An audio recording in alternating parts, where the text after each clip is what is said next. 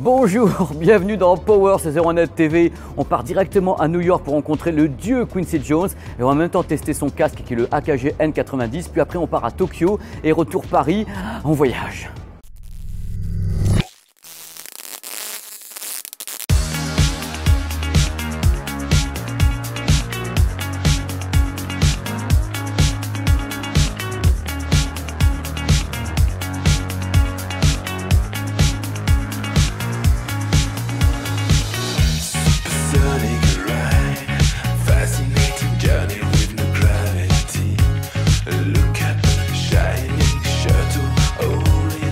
Bonjour, bonjour, regardez, il n'y a pas de doute quand vous voyez ça, vous dites on est où? On est à New York. New York!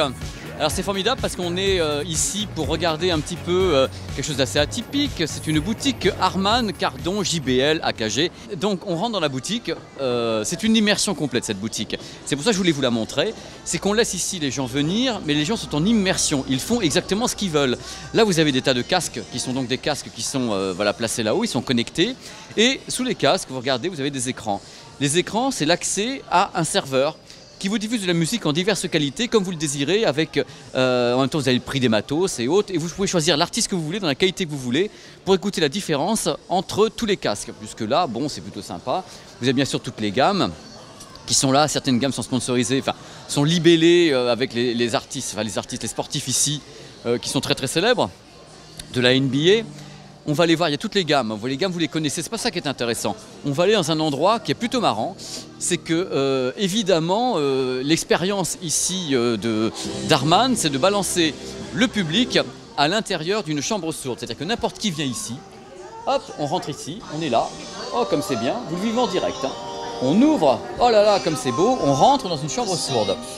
On vient ici et avec la chambre sourde, on peut essayer divers matériels en les appairant avec son smartphone ou avec n'importe quel matériel. Et on peut comparer dans la chambre sourde, c'est-à-dire, hop, il n'y a plus un bruit, il n'y a plus que nous. Dans la chambre sourde, vous avez bien sûr du JBL, vous avez du Beats, vous avez des trucs, et vous pouvez appairer tous les produits, comme vous le désirez. Et comme ça, vous allez bien sûr entendre la différence. Hein. Il y a Harman Kardon, enfin, ils sont assez sur deux, parce que bien sûr, ils ont foutu des matos.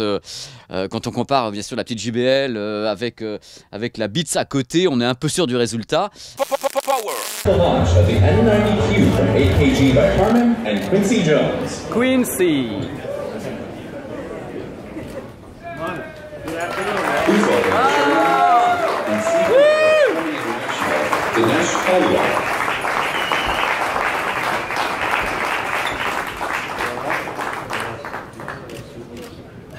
Bonjour Quincy. Bonjour. Bonjour. Ça va? Très bien et vous? Jusqu'à vous. Merci. Génial. Ça va? I'm very happy. I'm so very happy to meet you. I think, come on, just. Merci. C'est merveilleux. J'espère que I hope you come back to Paris again and go to l'Ami Louis. I'm going there Monday too. To go to l'Ami Louis, to see Charles Aznavour, le Grand Venise. I was Jack Lang. Avec Jacques Lang. I saw the picture on Facebook. Yeah. You were there. And Lenny Kravitz. And Lenny Kravitz. We had a ball. Thank you so very much for everything you've done to the music, to the human beings.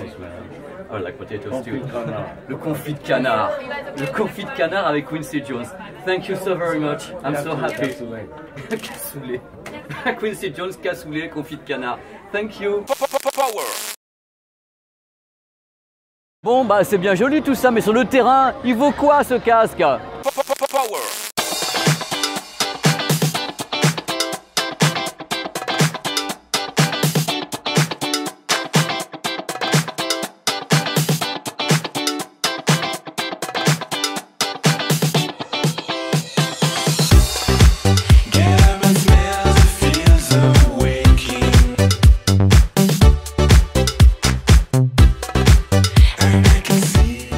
Voici l'objet du délit. Nous sommes chez Zeroanet dans une pièce sourde où on fait les mesures normalement. Voici le N90 d'AKG. C'est un casque totalement atypique. C'est la signature Quincy Jones, c'est-à-dire que AKG a voulu rendre hommage à Quincy Jones, qui est un des plus grands musiciens et producteurs du XXIe siècle et du XXe siècle évidemment, puisque c'est le producteur entre autres de Michael Jackson, un arrangeur, compositeur de musique, un excellent musicien de jazz et qui a une excellente oreille. Donc pour lui rendre hommage, ils ont conçu ce casque, qui est donc un casque, comme vous voyez, un petit peu bling-bling quand même dans sa conception, mais c'est volontaire, c'est quelque chose d'assez cossu. Alors on peut dire que ce n'est pas un casque vraiment nomade. Pourquoi? Parce que le casque a pour fâcheuse tendance, quand on l'a sur les oreilles, de se casser très rapidement la figure. En plus, c'est un casque qui coûte très cher et sur lequel, quand on passe de la musique, on entend les gens qui sont à l'extérieur du casque entendre tout ce qui se passe autour. Donc c'est vraiment le casque domestique, cossu, qui a déjà pour avantage premier d'être totalement indépendant électroniquement. C'est-à-dire qu'il a à l'intérieur une électronique entièrement numérique avec un DSP, donc un Digital Signal Processing, ainsi que des amplis très haut de gamme qui sont des amplis de la classe AB. C'est-à-dire qu'il peut recevoir des signaux directement en USB depuis par exemple un PC, en numérique direct, soit en 16 bits ou en 24 bits, et lui, il joue le rôle de convertisseur. Il peut également recevoir des signaux tout simplement d'une façon tout à fait classique par un baladeur avec l'entrée mini jack, et lui va transformer le signal en numérique pour le traiter avec le DSP. Autrement, c'est un des premiers casques au monde qui vous écoute avant que vous l'écoutiez. À l'intérieur, vous avez un système d'autocalibration qui va essayer d'analyser la configuration de votre propre oreille. C'est-à-dire qu'il y a un signal qui va partir, vlan, vous entendez un petit signal comme un bip, et lui, il y a un micro qui va analyser ce qui revient dans l'autre sens. Il y a également une réduction de bruit qui est optionnelle, une réduction de bruit très cool, puisqu'elle est active que sur une réduction d'à peu près 20 décibels, très douce, et AKG promet que cette réduction de bruit ne nuit absolument pas aux qualités du produit. C'est-à-dire qu'en général, quand on met le réducteur de bruit, on s'aperçoit qu'il y a une différence dans la bande passante, le son change un peu. Là, non. Vu ce qu'il y a dedans et le prix qui coûte, là, cette fois-ci, ils disent on appuie sur le bouton et ça ne change rien, à part que vous n'entendez plus les bruits extérieurs. Dans le produit, qu'y a-t-il à part l'électronique? Il y a des membranes AKG, des membranes qui sont japonaises, tout à fait travaillées de 52 mm, avec une excellente isolation acoustique quand vous êtes vous pris dans le casque. Parmi les points forts de ce casque, il y a l'installation des haut-parleurs qui sont alignés à 7 degrés à l'intérieur de l'oreillette, et cela pour attaquer correctement juste l'entrée de votre conduit auditif. Parmi les choses surprenantes concernant le N90, c'est qu'il y a un truc quand même génial. Comme il a le DAC à l'intérieur avec l'électronique et autres, pour monter le volume du son, on fait ça. Qu'on peut monter le volume du son. Par contre, je vais être franc avec vous, ce type de matériel ne peut pas être marié avec n'importe quel smartphone, n'importe quel baladeur ou n'importe quel PC. Il a besoin de haut de gamme derrière. Pourquoi? L'électronique est assez sensible. Il faut qu'on lui balance par l'entrée mini jack déjà un bon niveau de sortie. Donc il faut un baladeur audio déjà de très belle définition, ou bien un smartphone qu'à la patate, ou bien directement se connecter avec le port micro USB ici et avec un PC qui lui balancerait directement les signaux en numérique, que ce soit en qualité CD ou en qualité 24 bits. C'est ce qui est bien avec ce produit, c'est qu'il est bivalent, il est à la fois analogique avec les sources analogiques, mais il transforme le signal en numérique, ou bien directement numérique à numérique, direct, qualité CD ou qualité iRes 24 bits. Il sait faire les deux. Évidemment, dans Power, comme vous voyez autour de moi, une chambre sourde et tout, on l'a bien sûr écouté, mais attentivement, on pensait à un produit à ce prix-là. J'ai pas encore dit le prix d'ailleurs, 1500 boules. Le prix, mais enfin, regardez un petit peu l'engin, quand même, Quincy Jones, c'est pas rien. Alors on l'a écouté, il y a des choses qui sont sublimes dessus, comme la qualité de fabrication est extraordinaire. La qualité des matériaux utilisés, c'est vraiment superbe, c'est beau. On l'a sur la tête, moi j'ai un crâne en plus, c'est doux comme tout, on l'a sur la tête, on le sent à peine. Par contre, bien sûr, il tombe parce qu'il glisse, c'est un autre problème. La qualité de l'électronique, il y avait une amplification qui est absolument sublime dessus. Le fait qu'il y ait un DAC à l'intérieur compatible 24 bits, c'est un point vraiment très fort. On peut dire qu'on a affaire à un outil de grande précision. Le réducteur de bruit est vraiment très bien parce qu'il est doux, on sent qu'il ne modifie pas la nature du son en lui-même. Quand on met le réducteur de bruit, on sent que tout se calme et qu'on est dans une alcôve extraordinaire. Concernant la qualité du produit en lui-même, c'est un son qui est vraiment très doux, qui n'est absolument pas agressif. On a affaire à quelque chose qui flatte complètement le tympan. On sent que le produit a été créé pour vous faire plaisir, pour répondre à une attente d'avoir un son qui est vraiment hi-fi, calme, ce n'est pas du boum boum de tous les côtés, il est très doux. Je ne dirais pas qu'il est neutre, parce que ce casque n'est pas neutre, il a une petite coloration mais qui est très sympathique. On sent que dans la courbe de réponse, quelque chose qui flatte vraiment l'oreille. Avec tous les types de musique, il s'en sort bien. Curieusement, je rajoute un petit bémol au-dessus de ça, avec le niveau du grave, il n'est tout de même pas le plus percutant qui soit. On sent qu'il est plutôt fait pour la musique un peu plus légère que le boom boom entre guillemets à la Calvin Harris ou à la David Guetta. Ce n'est pas sa fonction première. Pour moi, en tant que mec qui adore la hi-fi et autres, ça me semble bizarre qu'on puisse tripoter la bande passante en touchant l'oreillette, parce qu'on ne sait plus trop où on en est. C'est-à-dire que dès qu'on prend le casque, on peut toucher les graves, les aigus, toucher la réponse en fréquence en touchant simplement l'oreillette. Aucun casque hi-fi ne fait ça, à mon avis. C'est-à-dire qu'il n'est jamais neutre, on ne sait jamais sur quelle position il est. Donc c'est un truc que je regrette foncièrement. Parmi les trucs que je trouve un peu too much quelquefois, c'est le côté un peu bling-bling de l'affaire. Je pense que c'est volontaire de la part de l'idée de Quincy Jones et de AKG, mais je continue à penser qu'il est un petit peu bling-bling quand même, le pépère. Globalement, on essaie de le pousser un peu de tous les côtés. Il est vrai que ce casque est vraiment un casque qui est fait pour les sonorités qui ne sont pas agressives. Dès qu'on commence à pousser un peu le volume directement par la source ou bien directement en jouant sur l'amplification, il peut arriver assez rapidement en saturation sur le rendu du grave. Ce n'est pas un problème, c'est parce que le casque n'est pas fait pour vous tuer les oreilles. On peut également dire que le casque est assez lourd. C'est normal parce qu'à l'intérieur il y a l'électronique et que ici c'est vraiment pas du plastique quoi. Donc c'est tout à fait normal qu'il soit lourd, mais du coup c'est vraiment pas un casque nomade, c'est un casque de plaisir à domicile. Ça peut gêner votre entourage, mais vraiment quand vous écoutez de la musique à l'intérieur, tout le monde en profite. C'est-à-dire c'est vraiment pas isolant, c'est isolant pour vous, mais pas pour les autres. Moi, en tant que mec qui aime la hi-fi et l'audio depuis des années, même si ce casque est hi-fi, je trouve que ce n'est pas de la hi-fi traditionnelle, car normalement un casque fait de façon traditionnelle, même par AKG ou d'autres marques qui font du haut de gamme, on ne peut pas toucher la bande passante ou la réponse en fréquence d'un casque en tripotant un bouton. Ça ne se fait pas dans le monde de la hi-fi. Donc on sent que AKG a voulu faire quelque chose de totalement atypique qui répond à une cible de personnes qui veulent écouter un son de qualité et pouvoir agir dessus directement en touchant le casque. C'est une option qui leur appartient.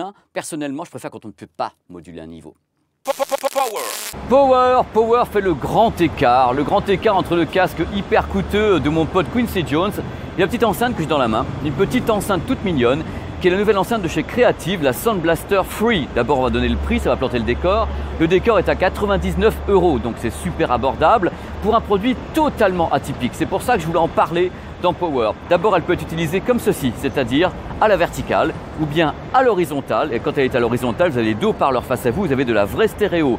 Derrière, on trouve un tout petit radiateur passif pour appuyer tout simplement le grave. Et c'est un produit atypique car on peut le relier de 4 façons, l'alimenter, si je puis dire, en musique de 4 façons différentes. Pour un prix de 99 €, c'est un peu le côté juste prix, il y a carrément un slot pour les cartes micro SD, c'est-à-dire qu'on peut mettre la musique sur les micro SD et hop, balancer la musique comme ça à l'intérieur sur la carte. Il y a également une connexion en filaire, analogique classique avec la mini jack. Il y a bien sûr connexion en Bluetooth avec n'importe quel smartphone, avec des commandes du genre changer le morceau et tout. Enfin bref, on peut changer le morceau, bien sûr mettre plus fort. Un mode loud. Donc on n'entend rien en soirée, on appuie sur loud. Et il y a également la connexion en USB direct, c'est-à-dire que vous connectez directement l'enceinte en USB.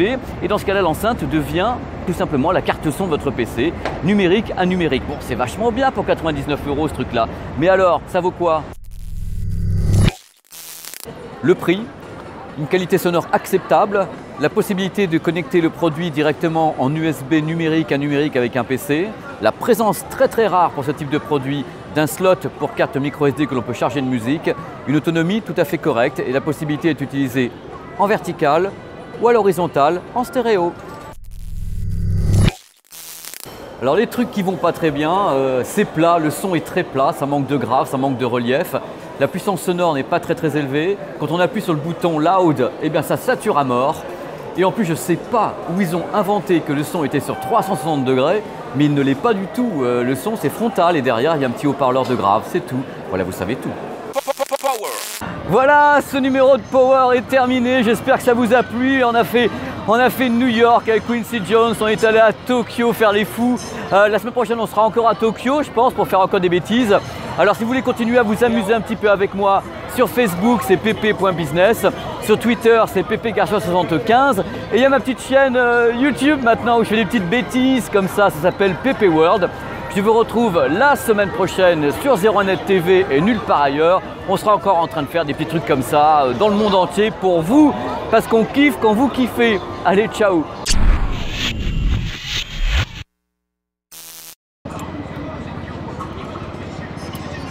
J'attends que le feu passe au vert.